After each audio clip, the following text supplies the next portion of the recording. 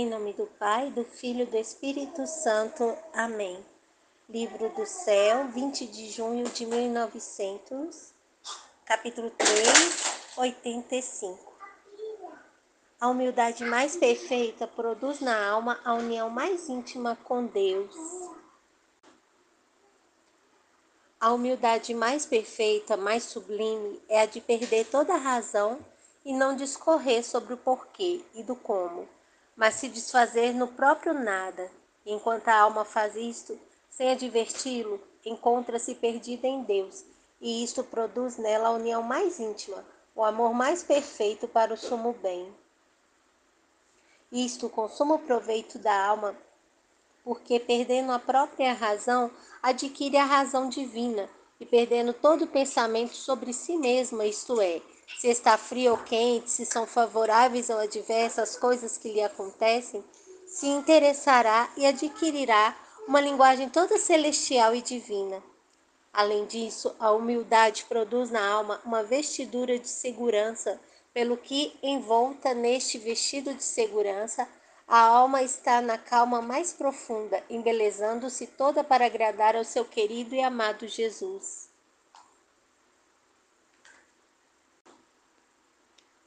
Esse trecho sobre a humildade, né, me fez pensar quando Jesus, né, estava sendo flagelado, quando cuspiram nele, quando falaram, né, chamaram ele de malfeitor e tudo, né? E ele permaneceu em silêncio, ele não se defendeu, ele também não lutou, né? E impediu que os discípulos lutassem também a favor dele, né? Então, é Deus quem faz a própria defesa, né? A gente não precisa buscar ter razão, assim. Eu fiquei pensando sobre isso, né, na questão da humildade, que muitas das vezes a gente quer colocar argumentos defendendo a nós mesmos, né? E nesses dias eu fui na loja para comprar um papel, aí um senhor desconfiou que a dona tinha ficado com o papel dele e falou assim, tá ali em cima da mesa, aquele lá é meu. Ela, não é não, senhor, esse aqui é de outro outra pessoa. Não, eu quero ver, me dá. E eu lá na frente, presenciando a cena, né? Aí ela entregou para ele e ele viu que não era, né? Não era folha dele. Ele achou que ela estava querendo ficar com a folha dele. Aí ele foi, procurou um papel e falou, olha, como é igual, eu achei que fosse, porque parece com esse daqui. Então, assim, foi um clima muito, assim, né, muito chato, porque ele desconfiou dela, né, e ela falou, né, e ela teve que provar para ele, né, entregar na mão dele, porque ele insistiu. E ele ficou sem graça, né, ele ficou muito sem graça. E ele quis, né, falar com ela, provar para ela por que ele queria, né, porque parecia com o papel dele. E muitas das vezes a gente quer ter razão sobre as coisas, né, colocar argumentos. E cabe a nós, né, sermos humildes. A humildade mais perfeita produz na alma, a humildade mais perfeita produz na alma a união mais íntima com Deus. E Deus, ele busca a alma humilde, né? A alma humilde agrada a Deus. Então, assim, o quanto nos é necessário, né? Essa união íntima, né, com Deus. E a humildade, ela é o caminho, né? O caminho dessa união, né? Então, pedir a Deus a graça da humildade nesse dia, né? De não querer ter razão, de não querer se defender, de viver com humildade, né? Aquilo que Deus quer na vontade dele. Em nome do Pai, do Filho e do Espírito Santo. Amém. 24 de junho de 1900, Livro do Céu, capítulo 3, trecho 86. A cruz é o alimento da humildade.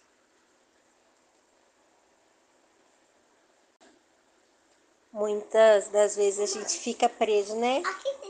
As seguranças tem. A gente fica preso às seguranças deste mundo, né? Só que nós não temos domínio de nada, né? Quem tem domínio de tudo é Deus. É Ele quem é o autor da vida, né?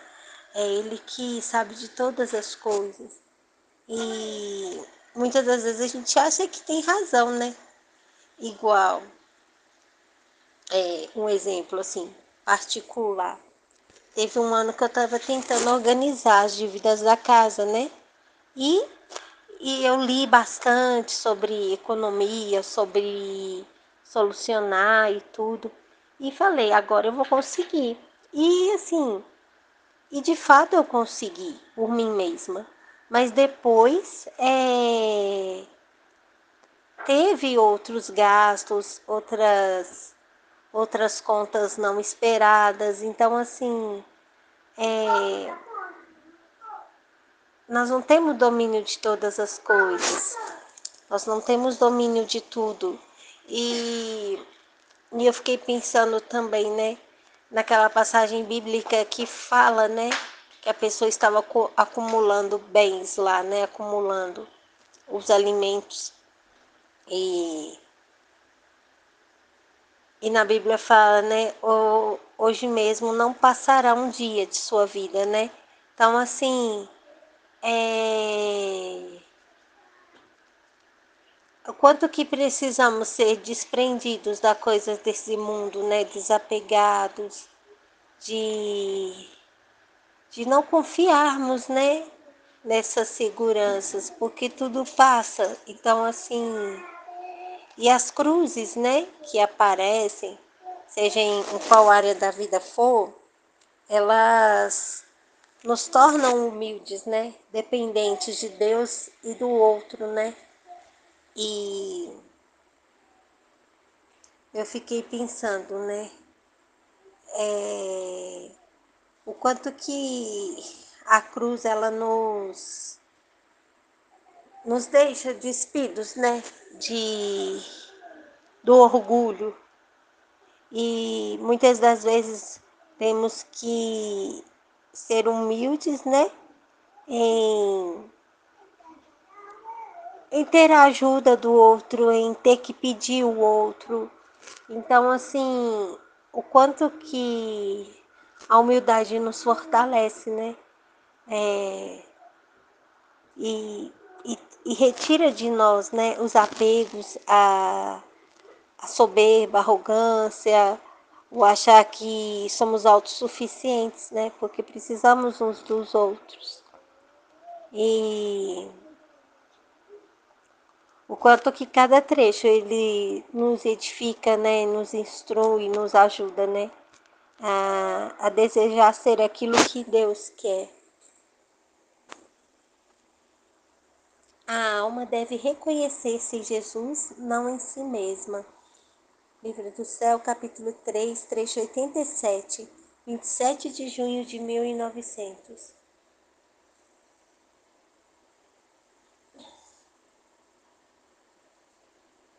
Minha filha, o que quero de ti é que não te reconheças mais em ti mesma, senão que te reconheças somente em mim.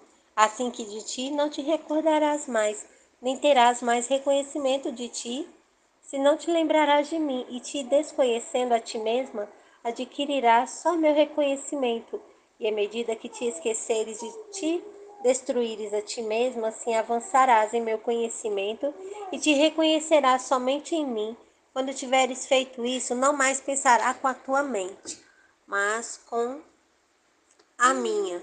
Não olharás com os teus olhos, não falarás mais com a tua boca, nem palpitarás com o teu coração, nem trabalharás com as tuas mãos, nem andarás com os teus pés, mas com tudo que é meu, para te reconheceres somente em Deus, A alma tem necessidade de a sua origem voltar ao seu princípio, Deus, isto é, de onde veio e que se uniformiza toda a si mesma ao seu Criador, e que tudo que detém de si mesma e que não é conforme ao seu princípio, deve desfazê-lo, reduzi-lo a nada. Só assim, nua, desfeita, pode voltar à sua origem e reconhecer-se só em Deus e agir segundo o fim para o qual foi criada. Eis aqui então que para uniformizar-se toda em mim, a alma deve tornar-se indivisível comigo.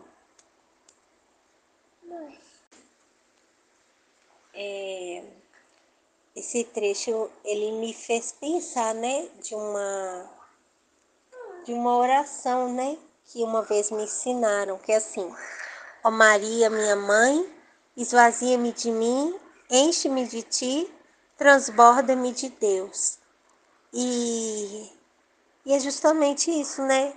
Esvaziar de mim mesma, das minhas vontades, dos meus pensamentos e deixar Deus agir, né? Através de. Porque Ele quer dar continuidade, né? De amar o outro, de olhar o outro, de dar uma palavra ao outro. E para isso é necessário uma abertura e que a minha alma esteja unificada a, a Deus, né? A ponto de do meu nada, né? Ser tudo, né? Nele. Então, o quanto que é necessário esse esvaziar de mim mesma, esse não pensar por mim mesma, né? Mas buscar o pensamento de Cristo, buscar o olhar de Cristo, né? Contemplar Cristo para poder transmitir Cristo aos outros. 28 de junho de 1900, Livro do Céu, capítulo 3, trecho 88. Os castigos presentes não são outra coisa que uma preparação aos castigos futuros. Esse trecho me fez pensar, né, na cruz de cada dia, né, que vai nos fortalecendo para a vida, né, para as cruzes maiores que virão. E eu fiquei pensando sobre isso, né? E eu fiquei pensando, né, quando meu filho nasceu, a minha mãe, ela estava com cirurgia na perna, eu não tive a ajuda de ninguém. Então, assim, aquilo tudo para mim, meu filho era prematuro, né? E eu era a minha primeira experiência como mãe. Então, assim, o que eu experimentei naquela época foi importante porque quando a Mariana nasceu, minha segunda filha, eu também não tive ajuda de ninguém. Então, assim, eu amamentava ela, tinha que carregar o outro, dar o banho nos dois. Então, assim, e eu fazia tudo com muito amor, mas assim, sem ajuda, né? Meu marido estava trabalhando, fazendo extra, né? Para dar conta também das coisas. E, e tudo que eu experimentei, eu vejo que me fortaleceu, né? Me fez mais forte. Então, assim, muitas das vezes, aquilo que a gente julga, né, que não é bom, é para nos fortalecer, né? Fortalecer a nossa alma, fortalecer na fé, fortalecer no espiritual, né? E Deus nos capacita, né? E, e eu fiquei pensando, né, que o quanto que os castigos, né, eles nos revela o quanto precisamos mudar, né? Eu fiquei pensando o quanto que a pandemia, as enchentes que teve, né, nos fortaleceram e nos formaram como pessoas, né? Nos fizeram pessoas melhores, no sentido de humildade, resignação, de desapego, de poder avaliar, né, o que de fato é importante e essencial, né? Porque muitas das vezes a gente se apega às coisas do mundo, né? E esse desprender-se, né? Esse, esse se isolar, né? Ele, ele nos faz sermos mais dependentes de Deus, né? Então, assim, o quanto que nos instrui, né? Nos forma como pessoas. Nesses tempos eu coloquei meu filho mais velho no cantinho do pensamento, né? E o quanto que esse castigo fez com que ele não, não voltasse a fazer mais o que ele estava fazendo, né? O diálogo, a conversa, o castigo, né? O colocar no cantinho do pensamento, o privar ele de algo que ele gosta. Nesses dias ele estava muito desobediente. Eu virei para ele e falei: ó, eu vou conversar com sua professora para você não ter parquinho na escola, porque você está desobedecendo demais, está com atrevimento e tudo. Eu vou conversar com sua professora para não deixar você ir no parquinho. Na mesma hora ele parou tudo, sabe? E prestou atenção e ficou quietinho e obedeceu. Então, assim, o castigo, privar das coisas contribui, né?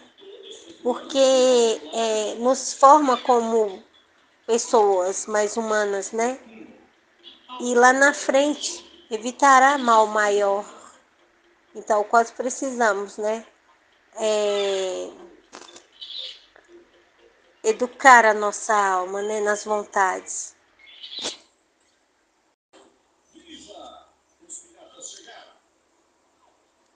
29 de junho de 1900, Livro do Céu, capítulo 3, trecho 89. Jesus e Luísa confortam-se reciprocamente. Meu adorável Jesus, tendo compaixão de mim, veio e pareceu-me que me sustentava entre seus braços. Depois, transportando-me para fora de mim mesma, via que reinava um profundo silêncio, uma tristeza, um luto por toda a parte. Era tanta a impressão que causava no ânimo ver naquele momento, naquele modo as pessoas, que se sentia uma estreiteza no coração. O bendito Jesus, levando-me à parte, disse-me: minha filha, afastemos por pouco o que nos aflige e interroguemo-nos mutuamente. Esse trecho ele me fez pensar, né? Ni quanto, né? Jesus ele nos conforta, né? Conforta a nossa alma. E o quanto precisamos confortar também a Cristo nos irmãos, né?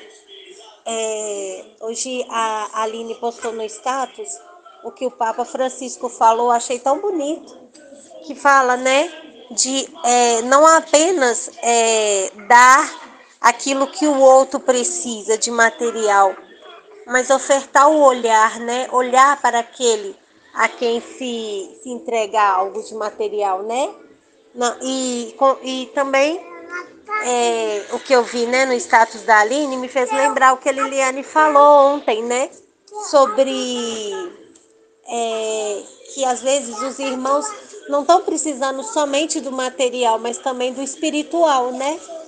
E justamente o que o Papa falou, né? Que a Aline colocou, esse olhar no olho, isso que a Luísa, né, e Jesus, né, está se confortando reciprocamente, né? O quanto precisamos também confortar Jesus, né, nas chagas dele, na crucificação, com gestos e atos, né, que ameniza a dor dele, também a dor dos irmãos que precisam, né? Tanta gente sofrendo no mundo e iludidos com as coisas do mundo, né? Aquele vazio, aquela tristeza, né? Então, assim, a necessidade de que a luz de Cristo resplandeça na humanidade e a diferença, né? Fazer a diferença, né? Nas pequenas coisas, nos pequenos atos. E, e é isso, né? Ver Jesus no outro, ser Jesus pro outro, no confortar também, né? O outro que se aproxima da gente, né? Confortar reciprocamente. Deixar também ser confortado também é um ato de humildade, né? E tem gente que gosta só de dar, né? De se ofertar, mas não deixa ser amado, né? Então esse